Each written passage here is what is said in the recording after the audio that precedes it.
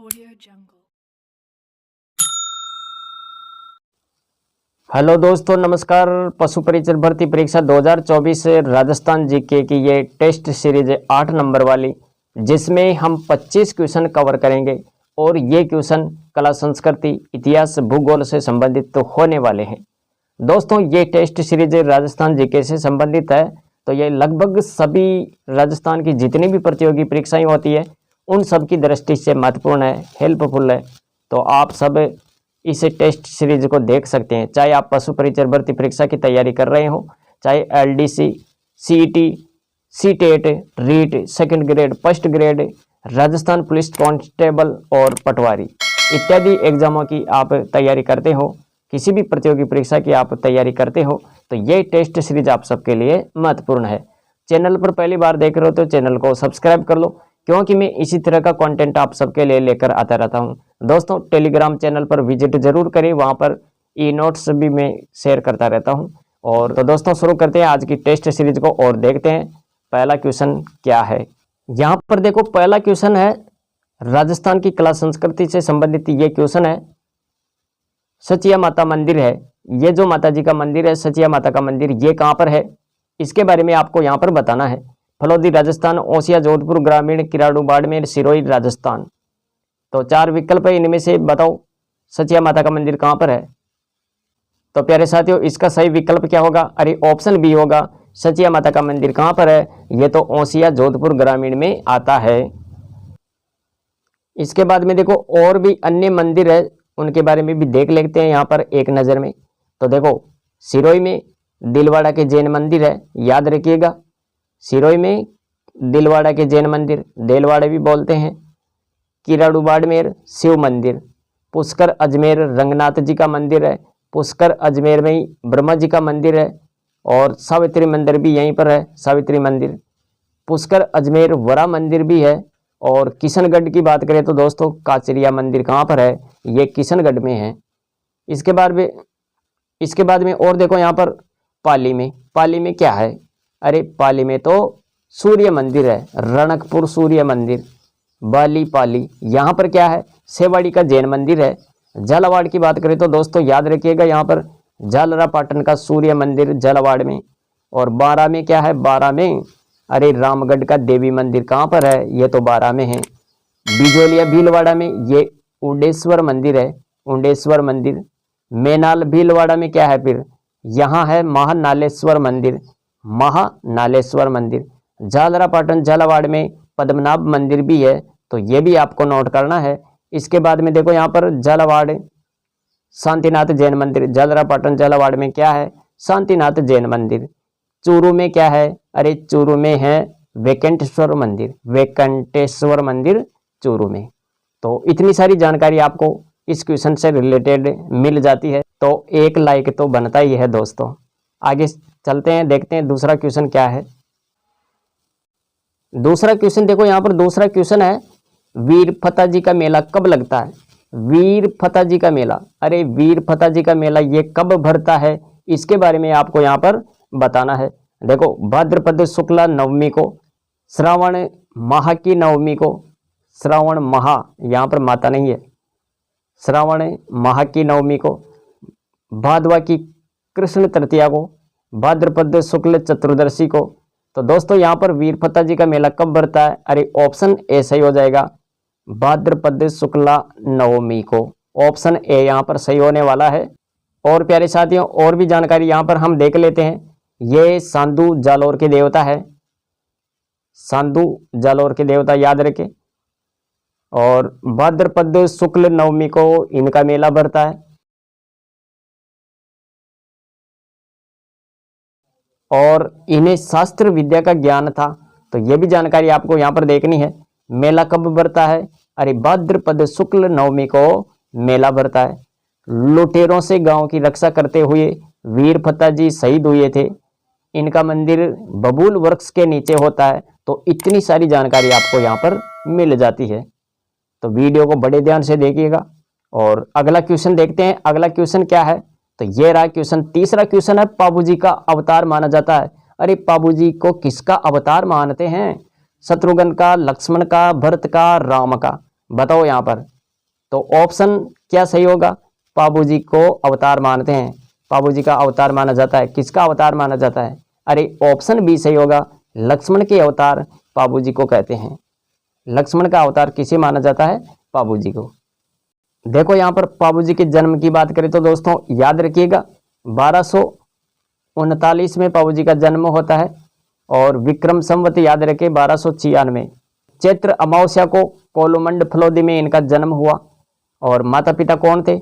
धांधल जी राठौड़ पिता और कमला इनकी माता। शादी किसके साथ हुई थी? अरे अमरकोट सूरजमल सोडा की पुत्री सुप्यार फूलमदे के साथ इनकी शादी हुई थी।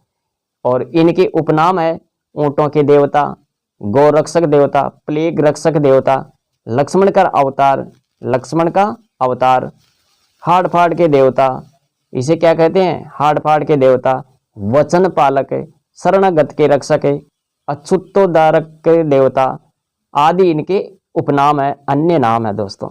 तो इतनी सारी जानकारी आपको यहाँ पर देख लेनी है। चौथा क्वेश्चन देखते हैं। चौथा क्वेश्चन क्या है? क्वेश्चन है कायलाना झील का संबंध किस जिले से है? कायलाना झील का संबंध कौन से जिले से है? ये किस जिले में है? बीकानेर, डूंगरपुर, आबानेरी, दौसा, जोधपुर। कायलाना झील बताओ। तो साथियों याद रखिए इसका जो सही विकल्प होगा, अरे ऑप्शन डी सही होगा, जोधपुर। जोधपुर में कायलाना झील है, ये याद रखिए। और भी जानकारी हम यहाँ पर देखते हैं। ऑप्शन डी ये सही होगा। यहाँ पर देखो कायलाना झील कहाँ पर है? ये है जोधपुर में। इसका निर्माण जोधपुर के प्रशासक सर प्रताप सिंह ने करवाया। और इसके किनारे उम्मेद सागर बांध है। कौन सा बांध है? उम्मेद सागर बांध, जिसे 1933 में उम्मेद सिंह के द्वारा बनवाया गया। और यह झील जोधपुर को पेयजल उपलब्ध करवाती है। तो दोस्तों इतनी सारी जानकारी आप यहाँ नोट कर ले। अगला क्वेश्चन, पांचवा क्वेश्चन देखो। पांचवा क्वेश्चन है पैर के आभूषण में शामिल नहीं है। पैर में जो आभूषण पहना जाता है वो इनमें से कौन सा नहीं है, वो आपको यहाँ पर बताना है। 3 आभूषण ऐसे हैं जो पैर में पहने जाते हैं, लेकिन एक आभूषण जो सबसे अलग है, आंवल, तोड़ा, चंपाकली, कड़ा। बताओ पैर के आभूषण से संबंधित कौन सा आभूषण नहीं है? यहाँ पर इसका जो सही विकल्प होगा दोस्तों ऑप्शन सी सही होगा। अरे चंपाकली, ऑप्शन सी, ये पैर का आभूषण नहीं है।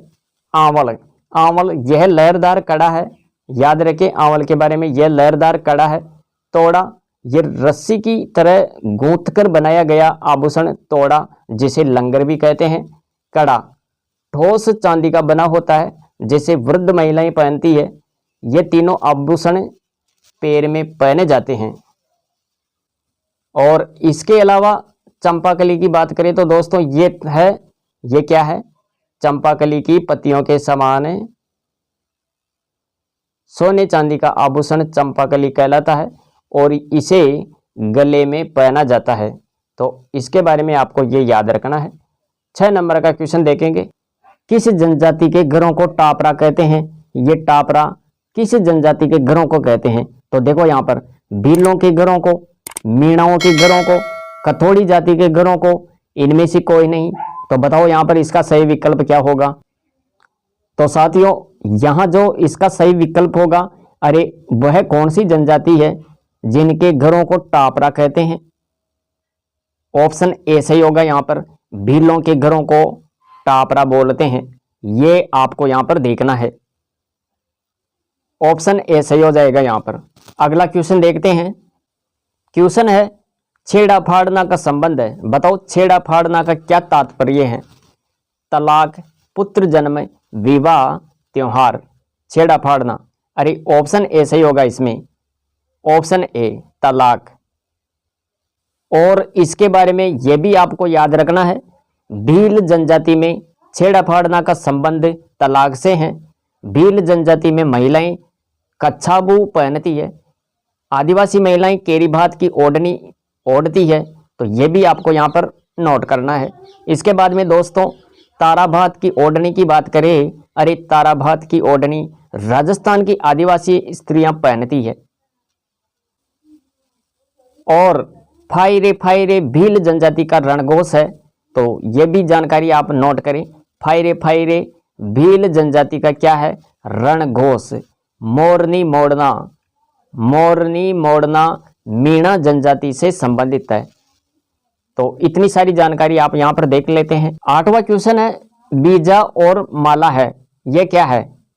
सांसी जनजाति के दो समुदाय, सांची नहीं है ये, सांसी जनजाति के दो समुदाय, भीलों के दो समुदाय, सहरिया जनजाति के विवाह के प्रकार या फिर गरासिया जनजाति के विवाह के प्रकार। बीजा और माला का संबंध आपको बताना है, ये क्या है? तो साथियों याद रखें, इसका सही विकल्प ऑप्शन ए होगा। ये सांसी जनजाति के दो समुदाय हैं, बीजा और माला। ऑप्शन ए यहां पर सही हो जाएगा। अगला क्वेश्चन देखेंगे दोस्तों। अब यहां से हम राजस्थान का इतिहास और इतिहास से संबंधित क्वेश्चन देखने वाले हैं। तो देखो यहां पर 9वां क्वेश्चन क्या है? रूपायन संस्थान का मुख्य कार्य क्या है? रूपायन संस्थान का जो मुख्य कार्य है उसके बारे में आपको यहां पर बताना है। 4 विकल्प है, इनमें से बताओ। नारी विकास, ग्राम उत्थान, खेल विकास, राजस्थानी कला का संकलन। रूपायन संस्थान का जो मुख्य कार्य है, ऑप्शन डी यहां पर सही होगा। अरे ऑप्शन डी में क्या है? राजस्थानी कला का संकलन। ऑप्शन डी यहां पर करेक्ट आंसर है। 10वां क्वेश्चन है, यहां पर देखो 10वां क्वेश्चन क्या है? राजस्थान स्कूल ऑफ आर्ट्स की स्थापना किस वर्ष की गई थी? यहां पर आपको क्या बताना है? अरे राजस्थान स्कूल ऑफ आर्ट्स की स्थापना किस वर्ष की थी? 1867, 1890, 1874, 1858। यहाँ इसका जो सही विकल्प होगा, अरे राजस्थान स्कूल ऑफ आर्ट्स की स्थापना ऑप्शन डी 1858 में की गई थी दोस्तों। यहाँ पर देखो 11वां क्वेश्चन। 11वां क्वेश्चन क्या है? कालीबंगा कहाँ पर स्थित है? कालीबंगा स्थल है ये जैसलमेर, बांसवाड़ा, हनुमानगढ़, बाड़मेर। तो कालीबंगा हनुमानगढ़, ऑप्शन सी यहाँ पर सही हो जाएगा। और इसके बारे में अन्य जानकारी भी देख लेते हैं हम। कालीबंगा से संबंधित जो महत्वपूर्ण जानकारी है वो देखो यहाँ पर। कालीबंगा का शाब्दिक अर्थ क्या है? काली चूड़ियाँ, काले रंग की चूड़ियाँ। यह क्षेत्र घग्गर नदी के किनारे हनुमानगढ़ जिले में स्थित है। यह भी जानकारी आपको यहाँ पर याद रखनी है। घग्गर नदी किनारे हनुमानगढ़ जिले में स्थित है और घग्गर नदी सरस्वती के अवशेष पर बहती है, अर्थात यह सभ्यता सरस्वती नदी किनारे फैली थी। इसके बाद में देखो यहाँ पर और क्या है? यह सिंधु घाटी सभ्यता के समकालीन है, राजस्थान का महत्वपूर्ण स्थल है और सिंधु घाटी में सर्वप्रथम 1921 में हड़प्पा खोजा गया था और 1922 में मोहनजोदड़ो खोजा गया था, जो कि यह दोनों स्थल वर्तमान में कहाँ पर है? पाकिस्तान में। इसके बाद में यह देखो सिंधु घाटी का जो तीसरा महत्वपूर्ण स्थल है ये कालीबंगा हनुमानगढ़, और इसकी खोज कब की गई थी? कालीबंगा की खोज 1951-52 में अमलानंद घोष ने की थी। विस्तृत उत्खनन की बात करें तो दोस्तों 1961 से लेकर 1969 तक ब्रजवासी लाल और बालकृष्ण थापर ने किया था। ब्रजवासी लाल और बालकृष्ण थापर। समय याद रखिए, विस्तृत उत्खनन का जो समय है 1961 से लेकर 1969 तक। अब यहाँ पर देखो 12वां क्वेश्चन क्या है? महाजनपद का काल माना जाता है। महाजनपद का काल क्या माना जाता है? तो यहाँ पर देखो 600 से लेकर 325 ईसा पूर्व, 600 से लेकर 225 ईसा पूर्व, 600 से 400 ईसा पूर्व, 1500 से 600 ईसा पूर्व। बताओ यहाँ पर इसका सही विकल्प क्या होगा? अरे इसका जो सही विकल्प होगा ऑप्शन ए सही होगा। यहाँ पर ऑप्शन ए 600 से लेकर 325 ईसा पूर्व, ये महाजनपद का काल माना जाता है। ऑप्शन ए सही होगा यहाँ पर। 13वां क्वेश्चन है, सीवी जनपद की राजधानी थी। सीवी जनपद की राजधानी क्या थी? शिवपुर, माध्यमिका, उज्जैनी, मालवनगर। सीवी जनपद की राजधानी शिवपुर। शिवपुर, ये आपको यहाँ पर याद रखना है। ऑप्शन ए सही होगा यहाँ पर। और देखो यहाँ पर 14 नंबर का जो क्वेश्चन है, ये क्वेश्चन क्या कह रहा है किस गुर्जर प्रतिहार शासक ने अपनी राजधानी मेड़ता बनाई? किस गुर्जर प्रतिहार शासक ने अपनी राजधानी मेड़ता बनाई? ये आपको यहां पर बताना है। वत्सराज प्रथम, भोजराज प्रथम, नागभट्ट प्रथम, देवपाल प्रथम। यहां इसका सही विकल्प क्या होगा? मेड़ता राजधानी किसने बनाई थी? तो देखो यहां पर, अरे ऑप्शन सी सही होगा। यहां पर ऑप्शन सी में क्या है? नागभट्ट प्रथम। नागभट्ट प्रथम ने अपनी राजधानी मेड़ता बनाई, गुर्जर प्रतिहार शासक ने, याद रखे। अब यहां पर देखो 15 नंबर का क्वेश्चन, किन अभिलेखों में प्रतिहारों को गुर्जर कहा गया है? किन अभिलेखों में प्रतिहारों को गुर्जर कहा गया है? तो देखो नीलगुंड, देवली, राधनपुर, कराड़। यहां पर सही विकल्प का चयन करना, सही कोट क्या होगा? तो ये रहे 1 4, बी में है 1 2 4, 1 2 3, ये सी में, और डी में क्या है? 1 2 3 4। यहाँ इसका सही विकल्प क्या होगा? ये सभी आएंगे इसमें, तो 1 2 3 4, ऑप्शन डी यहाँ पर सही हो जाएगा। 16 नंबर का क्वेश्चन है, आना सागर झील का निर्माण किसके द्वारा करवाया गया? आना सागर झील, आना सागर झील का निर्माण किसके द्वारा करवाया गया? आनाजी चौहान के द्वारा, पृथ्वीराज चौहान, राणा हमीर द्वारा, जहांगीर के द्वारा। तो आना सागर झील ये कहाँ पर है? अजमेर में। और इसका निर्माण किसने करवाया था? ऑप्शन ए सही होगा। अरे आना जी ने करवाया था, अर्णोराज ने आना सागर झील का निर्माण करवाया था दोस्तों। ऑप्शन ए यहां पर सही हो जाएगा। और यहां पर देखो 17 नंबर का क्वेश्चन, अर्णोराज के दरबार में 2 विद्वान थे। अर्णोराज के दरबार में 2 विद्वान कौन कौन थे? देवबोध धर्मघोष, देवदूत गुमान सिंह, ऋषि पंत, ज्ञानचंद, श्री मनोज गोपीनाथ। अर्णोराज के दरबार में जो 2 विद्वान थे वो कौन थे? ऑप्शन ए देवबोध और धर्मघोष। 18 नंबर का क्वेश्चन देखो, यहां से राजस्थान का भूगोल शुरू हो गया है, तो ये आप यहां पर देख लें राजस्थान का भूगोल। और 18 नंबर का क्वेश्चन है, राजस्थान का वह गांव जो फ्लोराइड की अधिकता के लिए जाना जाता है। राजस्थान के उस गांव का नाम बताना है जहां पर फ्लोराइड की मात्रा सर्वाधिक रूप में देखने को मिलती है। कपूरडी, मालवा, आसरवा, धौलीधू। तो राजस्थान का वह गांव कौन सा है? तो ऑप्शन सी यहां पर सही हो जाएगा, आसरवा।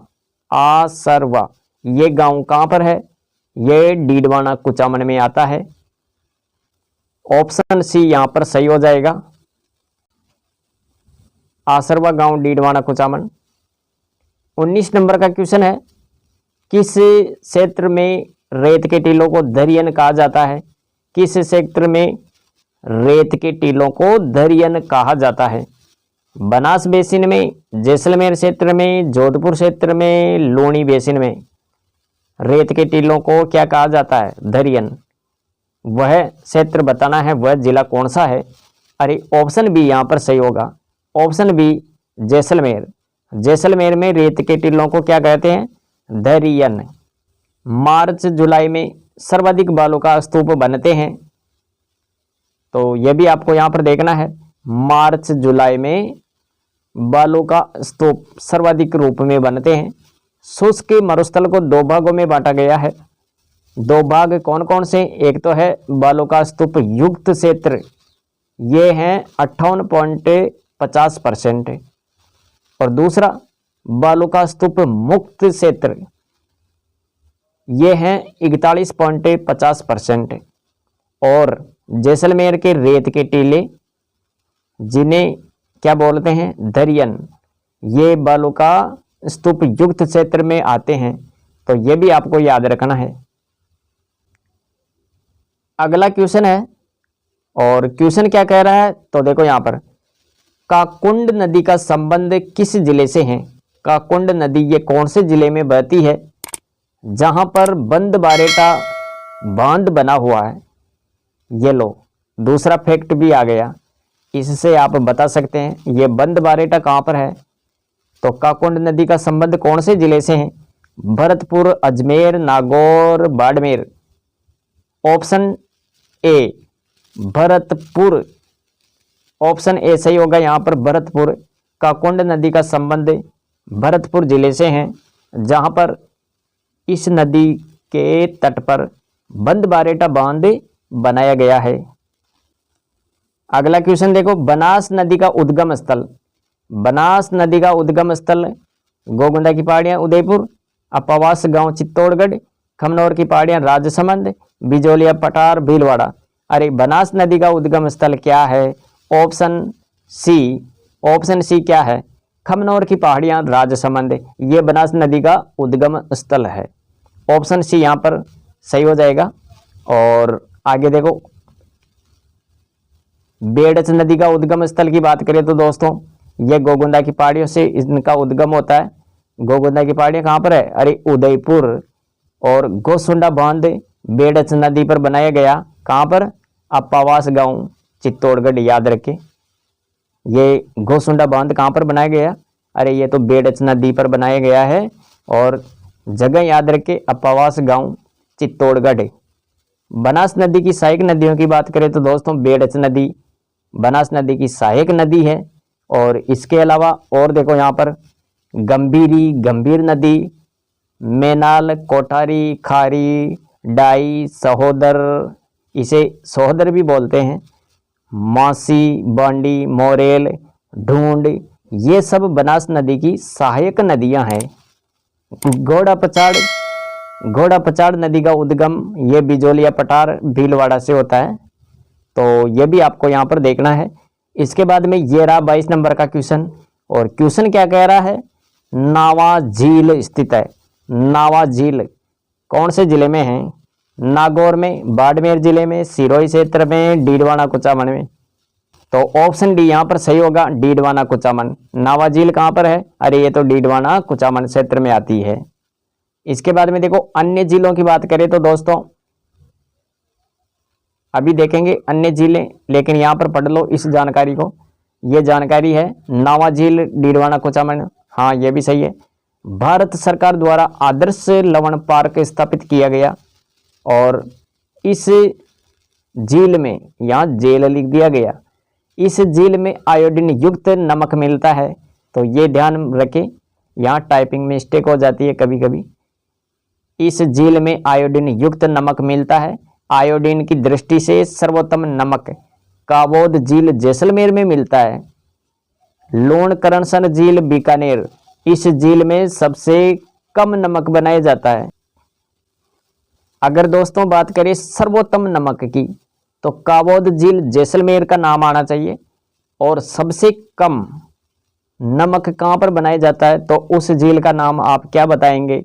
अरे लोणकरणसर झील, ये कहाँ पर है? ये तो बीकानेर में है। इस झील में सबसे कम नमक बनाया जाता है। तो इतनी सारी जानकारी आपको यहाँ पर देखनी है। अभी जानकारी और आने वाली है निकल कर।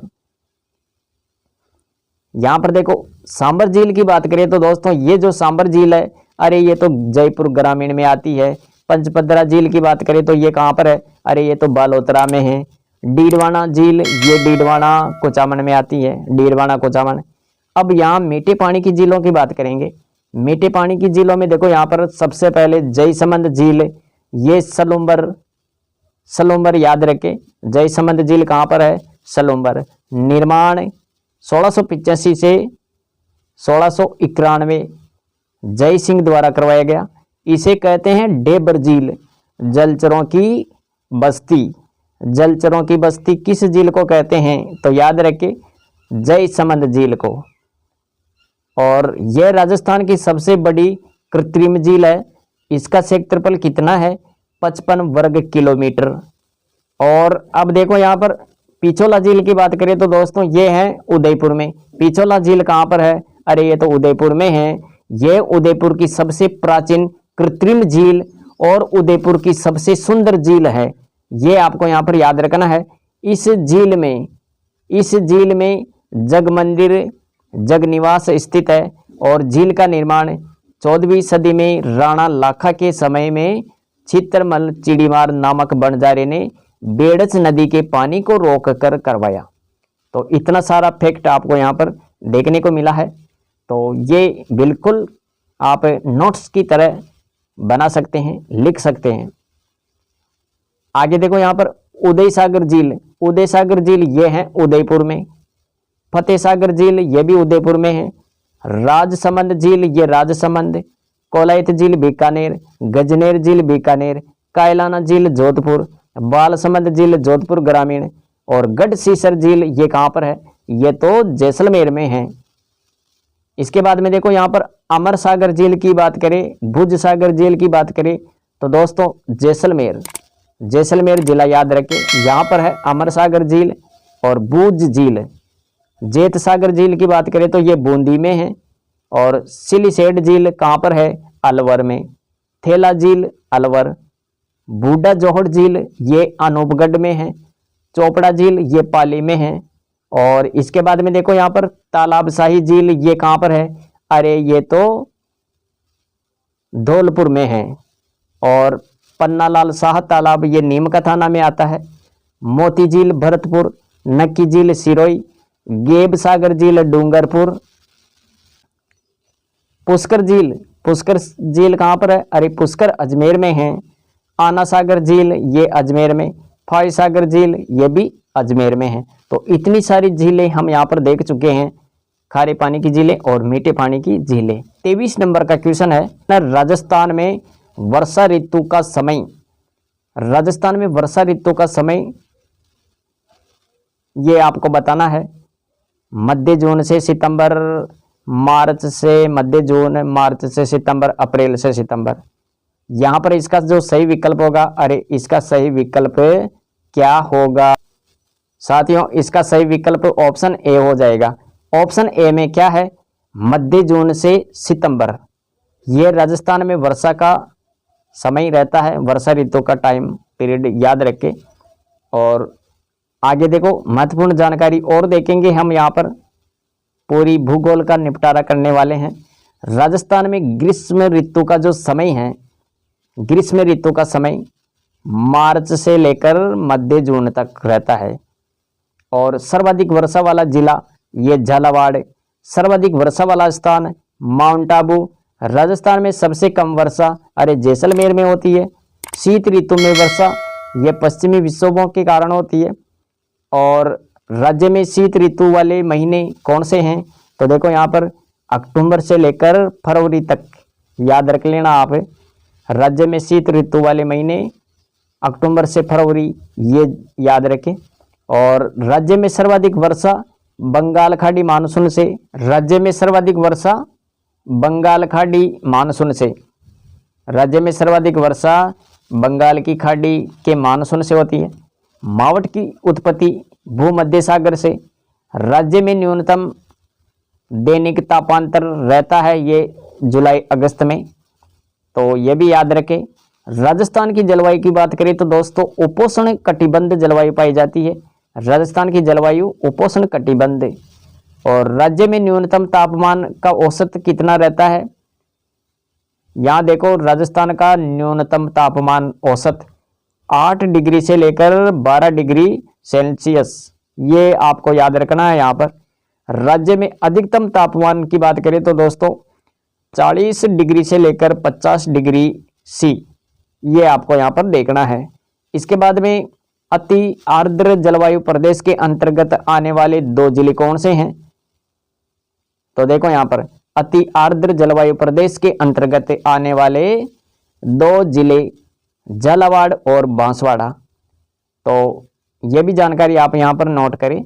इसके बाद में 24 नंबर का क्वेश्चन देखते हैं। 24 नंबर का क्वेश्चन क्या है? क्वेश्चन है किस मिट्टी में लवण की मात्रा अधिक होती है? वह कौन सी मिट्टी है जिसमें लवण की मात्रा सर्वाधिक पाई जाती है? काली मिट्टी, रेतीली मिट्टी, दोमट मिट्टी, जलोढ़ मिट्टी। यहाँ पर जो इसका सही विकल्प होगा, अरे लवण, ऑप्शन बी सही होगा। रेतीली मिट्टी। और यहां पर देखो महत्वपूर्ण जानकारी, राज्य में सर्वाधिक उपजाऊ मिट्टी, राज्य में सर्वाधिक उपजाऊ मिट्टी की बात करें तो दोस्तों जलोढ़ मिट्टी याद रखें। और लेटेराइट मिट्टी में चूने व नाइट्रेट की कमी होती है। काली मिट्टी में नमी रोकने के विशेष गुण होते हैं, काली मिट्टी में नमी रोकने के विशेष गुण पाए जाते हैं। और पीली मिट्टी क्षेत्र में बोई जाने वाली जो फसल होती है वो कौन सी है? चावल। पीली मिट्टी क्षेत्र में बोई जाने वाली मुख्य फसल चावल, और चावल के लिए काली मिट्टी सर्वोत्तम मानी जाती है। तो ये भी आप याद रखें यहाँ पर। इसके बाद में ये देखो, राजस्थान के हाड़ौती हिस्से में कौन सी मिट्टी पाई जाती है? तो दोस्तों याद रखें, राजस्थान के हाड़ौती क्षेत्र में मध्यम काली मिट्टी पाई जाती है, मध्यम काली मिट्टी। और लौह अंश की अधिकता कौन सी मिट्टी में पाई जाती है? तो याद रखें, मिश्रित लाल व पीली मिट्टी। मृदा की उर्वरा शक्ति को बनाए रखने के लिए गोबर व हरी खाद का प्रयोग किया जाता है। तो यह भी आपको याद रखना है, नोट करना है। और 25 नंबर का क्वेश्चन देखो, क्वेश्चन क्या कह रहा है? आदिवासियों का हरा सोना किसे कहते हैं? अरे आदिवासियों का हरा सोना किसे कहा जाता है? खस, खेजड़ी, आंवला, बांस। आदिवासियों का हरा सोना, अरे ऑप्शन डी सही होगा, बांस। और देखो महत्वपूर्ण जानकारी, और भारत में सर्वप्रथम वन नीति, भारत में सर्वप्रथम वन नीति 1894 में याद रखें। और स्वतंत्रता के बाद भारत में प्रथम वन नीति की घोषणा कब की गई? 1952 में। राजस्थान में वनों का प्रतिशत 9.60%। सर्वाधिक वन क्षेत्र की बात करें तो वह जिला कौन सा है? उदयपुर। राजस्थान में भारत के 4.28% वन पाए जाते हैं। तो ये भी आपको यहाँ पर देखना है। इसके बाद में देखो, भौगोलिक दृष्टि से बात करें तो दोस्तों राजस्थान में सर्वाधिक वन कौन से भाग में पाए जाते हैं? भौगोलिक दृष्टि से राजस्थान में सर्वाधिक वन दक्षिणी पूर्वी भाग में पाए जाते हैं। राजस्थान के चूरू जिले में सबसे कम वन क्षेत्र पाया जाता है, यह भी आपको यहाँ पर नोट करना है। और राजस्थान में बड़े घास के मैदानों को बीड़ नाम से जाना जाता है, बीड़ याद रखें। और राजस्थान में सर्वाधिक वन क्षेत्र है, कौन सा वन क्षेत्र? अरे सर्वाधिक धोकड़ा वन क्षेत्र याद रखें। और बांसवाड़ा जिले में सर्वाधिक सागवान के वृक्ष पाए जाते हैं। बांसवाड़ा के आपको क्या याद रखने हैं? सागवान के वृक्ष के वन। बांसवाड़ा जिले में सर्वाधिक सागवान के वृक्ष पाए जाते हैं, यह भी जानकारी आपको यहाँ पर नोट करनी है। इसके बाद में देखो, राजस्थान में खेजड़ी वृक्ष को समी के नाम से जाना जाता है। किसके नाम से जाना जाता है? अरे समी के नाम से किसे जाना जाता है? खेजड़ी वृक्ष को। पश्चिमी राजस्थान में सेवण घास पाई जाती है। पश्चिमी राजस्थान में कौन सी घास पाई जाती है? सेवण घास। खस घास के लिए सवाई माधोपुर वाला क्षेत्र जाना जाता है।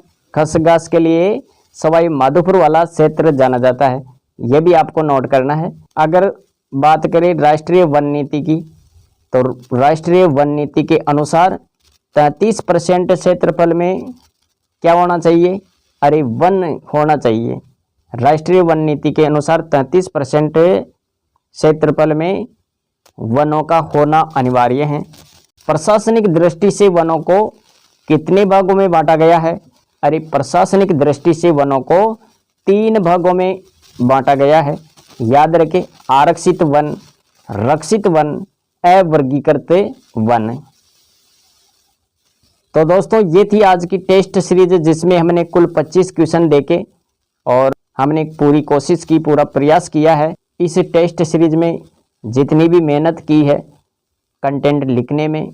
और इसका फ़ायदा आपको तभी मिलेगा जब आप इस टेस्ट सीरीज को अच्छे तरीके से पढ़ेंगे और बार बार अभ्यास करेंगे। और हो सके तो अगर आप लिखने में रुचि रखते हैं, रुचि ना भी रखे तो रुचि बना ले, क्योंकि नोट्स एक ऐसी चीज़ है जिसे कभी भी पढ़ा जा सकता है। तो मिलेंगे अगली वीडियो में, आज के लिए इतना ही। Thanks for watching.